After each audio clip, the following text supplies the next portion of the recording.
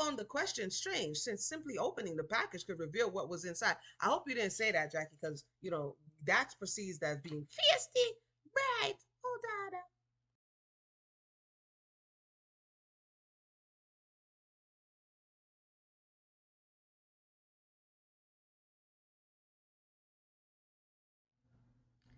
So the last time we saw Jackie and Devin, they were finishing up their first appointment with Mr. Basil Thompson, the lawyer man.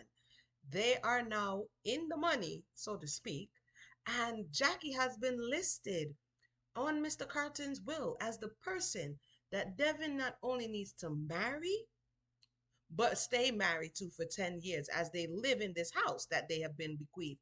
What a preke. So let's continue. Chapter 3. I admit that I'm not the friendliest person, but that's not the reason that Rita and Mr. Lawyer Man rubbed me the wrong way. I'm sure that Devin dismissed my behavior that day to the picky personality he has grown accustomed to. But a woman's intuition is one thing that men mistakenly take too lightly. To his credit, though, Devin does know me better than most people and understand why I don't open easily to new people.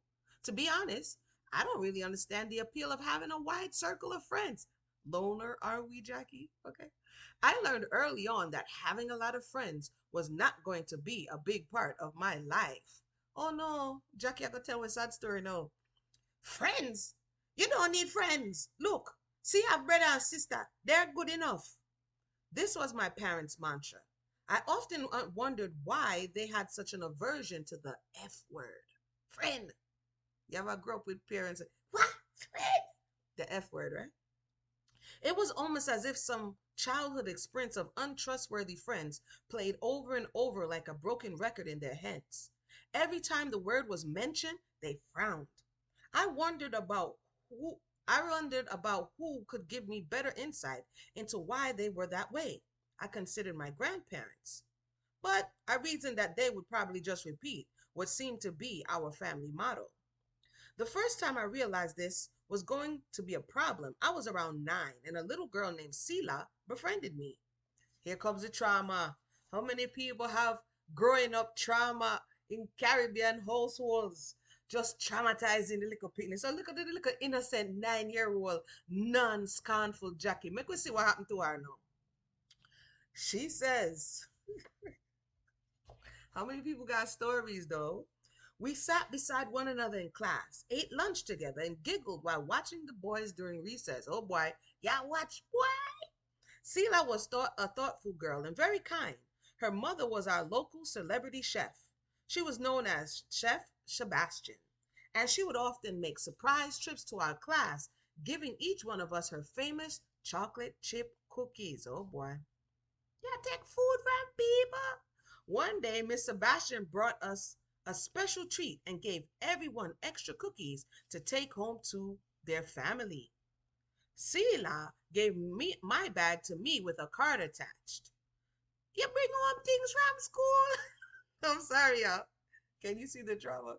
I was curious about the pretty card. It was multicolored with confetti streamers and the words Brown Family neatly written by hand on the front. Give this to your parents when you get home, she said. I will, I replied. I don't know if you should do that, Jackie. I was so excited that day that I ran inside to meet my parents, screaming, Mama, Dada, look. What's this? Mama snatched the bag and card that I was holding.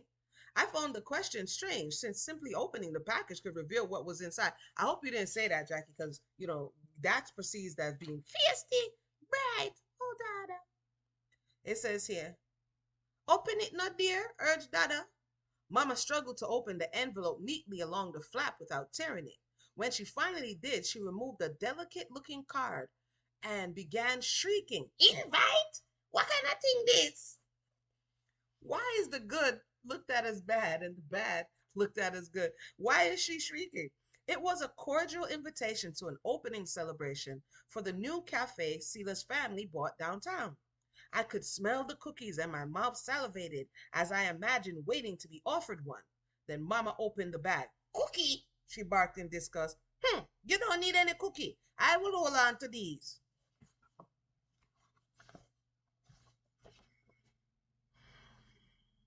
A tight knot formed in my throat. I opened my mouth to speak, but nothing came out. You know she was mad. She wanted to cry. I tried again. This time something came out scratchy but audible. Mama, what about the invite? Can we go? Go where? She snapped. I always wondered why she repeated what you said, only to say it again louder. Maybe it was for dramatic effect. Mama was dramatic a lot. It looked as if she was taking a minute to deliberate. Then she turned to look at my father. Both had disturbed expressions on their faces. I watched them looking first at my mother, then at my father, and stood there eagerly to hear the verdict. What am I gonna say? What am I gonna do? Can we go? Mawani, I'm a cookie. Give me the cookie. See, Jackie's all innocent and honest, because if she wasn't, she would have ate the cookies before she got there, right? It would be great if we could go. My siblings would enjoy it. This is you hyping it in your head. And I would get to visit my friend Sela. Who could say no to free cookies, right? Finally, after what felt like hours of silence, Mama delivered an unequivocal, nah. No. Did she say what I think she said? Immediately, tears began to flow from my eyes. Snot ran down my nose, and I lost all control. Why not, Mama? She's my friend. There it was. I said it, the dreaded F word. And boy, did it set her off that day. There is no doubt that my family contributed to my own antisocial behavior. Yeah, I think Jackie need counseling. Jackie needs some therapy. Anybody out there, Jackie, she'll need some therapy. Nothing really changed until I turned 16. Tanya and I met at soccer trials. So from that age all the way up to high school, Jackie not only is not comfortable meeting and interacting with people, but she couldn't even really express it, which is how some people grew up. Ask me how I know. Nothing really changed until I turned 16. Tanya and I met at soccer tryouts during the spring of that year. You see, even though I wasn't allowed to have a social life, my parents didn't mind me playing sports. That was weird. As you imagine, I tried out every sport available: badminton, tennis, soccer, even cross country track. Athletics was my only escape. For the first time in my life, I was finally allowed to have a friend. We were real friends, meaning she could call my house, and occasionally I was allowed to visit hers. My house was, wow, how should I describe it? Well, let me just say interesting. Okay. I'm the fifth child. My name was the one they often forgot. Imagine being called the names of your four children before they got to the person they really wanted. You would think that was crazy part about being the last child until one day it turns out that maybe I wouldn't be the last child after all. After almost 2 decades, I was informed I was getting a little brother. So you know how it is. Him. And they call everybody him. Her, she, him. Tonya, Stephanie, Peter, John. We pick the name again, man. We pick the name. Tell your pitney if you come here. Mama, are you pregnant at 58? I blurted out one day. She laughed heartily and responded, No, Jackie. I was confused. They said we were getting a new brother, but Mama wasn't pregnant.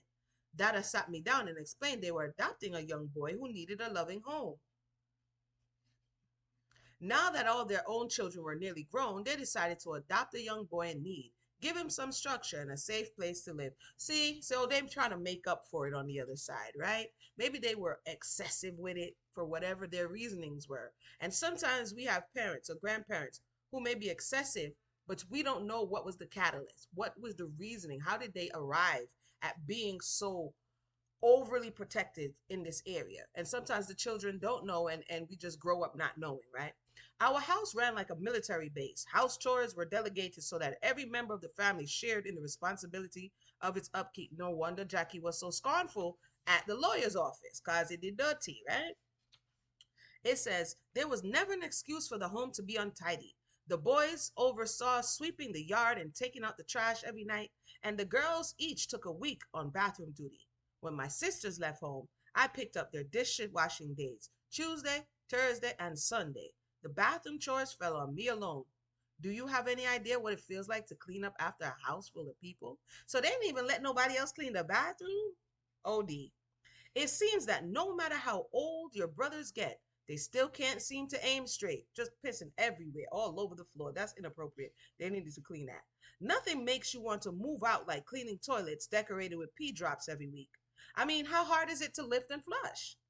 I love my family, and yes, there is something great about having a big old mess of them, but I must confess, I often dreamt of a quiet home in the countryside.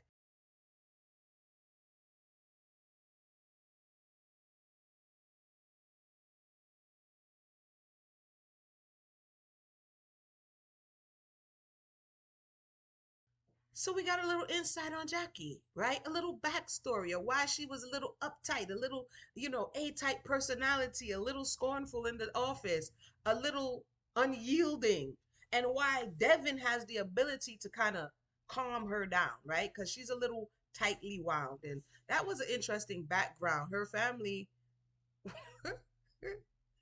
they were funny. Okay. So with that, would you have eaten the cookie before you brought it home? That probably would have been a whole nother drama. But anywho, like, subscribe, and share. Until next time, we'll come back again and read chapter 4 of Island Twist.